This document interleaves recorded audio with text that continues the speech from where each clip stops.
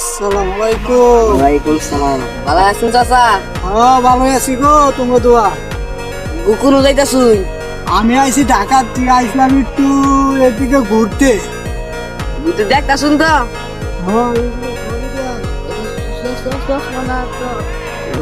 বলতে করে কিনছি ওই। আমি তো সবসময় বাবু বলে কিনছি। এই ধরুন। দেখা যায় সব কিছু। বাবা এতগুলো আমি পছন্দ হচ্ছে জায়গাটি? আমার আছে দেওয়া যায়, এটা খারা অনেক সুন্দরই দেওয়া যায়।